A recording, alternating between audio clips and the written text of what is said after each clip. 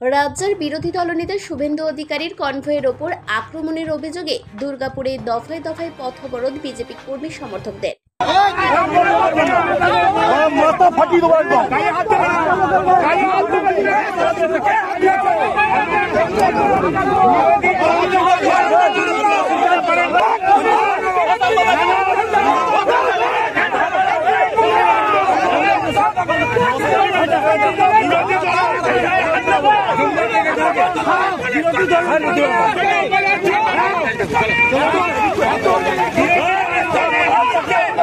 দুর্গাপুরের কোকোভেন থানার অন্তর্গত এএসপি মোড়ের কাছে বিজেপি নেতা চন্দ্রশেখর বন্দ্যোপাধ্যায়ের নেতৃত্বে বিজেপি কর্মী সমর্থকেরা 19 নম্বর রাজ্য সড়ক অবরোধ করে বিক্ষোভ শুরু করে মঙ্গলবার।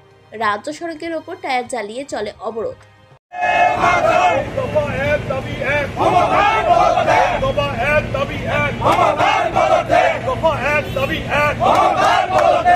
পুলিশ অবরোধ ওঠাতে এলে শুরু হয় পুলিশের সাথে আন্দোলনকারীদের ধস্তাধস্তি। পুলিশকে ঘিরে ধরে চলে স্লোগান। 30 মিনিট পর ওঠে অবরোধ।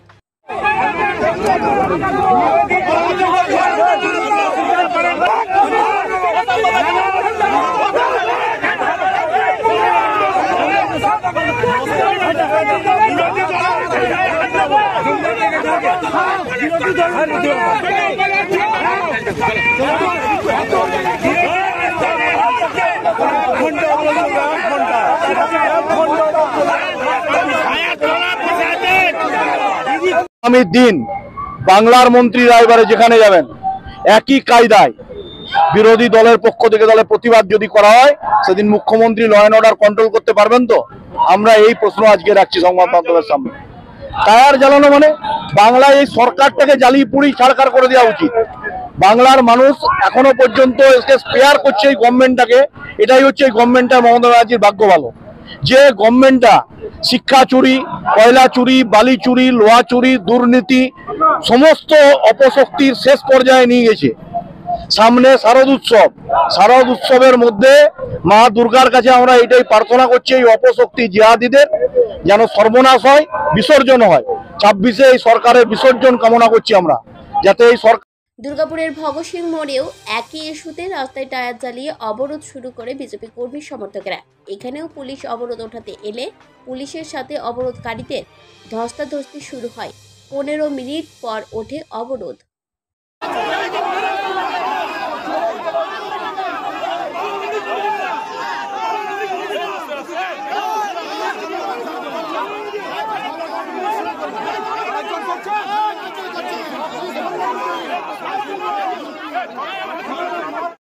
বিরোধী দলনেতা শুভেন্দু অধিকারীর কনভয়ের ওপর আক্রমণের প্রতিবাদে দুর্গাপুরের কাঁকসার রাজবাঁধে 19 নম্বর জাতীয় সড়কের 2টি লেন আটকে দিয়ে বিক্ষোভ বিজেপি কর্মী সমর্থকদের। আন্দোলনের নেতৃত্বে ছিলেন বিজেপি নেতা চন্দ্রশেখর বন্দ্যোপাধ্যায়।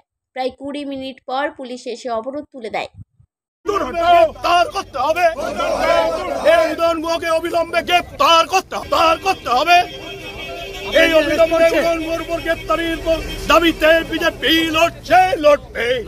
কোচবিহারের বিধায়ক প্রতিনিধি দলকে নিয়ে কোচবিহারের মস্কাডাঙ্গা দিয়ে যাচ্ছিলেন, তখন সেখানে তৃণমূল কংগ্রেসের জিহাদি শক্তি মন্ত্রী উদয়ন গুহর নেতৃত্বে বিধায়ক নন্দীগ্রামের শুভেন্দু অধিকারীর গাড়ির উপর হামলা করে। তার সেন্ট্রালের গাড়ি বুলেট প্রুফ গাড়ি, সেই গাড়ির ডবল লেয়ার বোথ সাইড ভেঙে দেওয়া হচ্ছে। তাহলে আজকে যদি এটা নর্মাল গাড়ি হতো তাহলে বিরোধী দলনেতার কি পরিণতি হতো বাংলার মানুষ আজকে এটা দেখতো দাঁড়িয়ে। দুর্গাপুর থেকে অনুরাধা সেনগুপ্তের রিপোর্ট, খাঁটি খবর।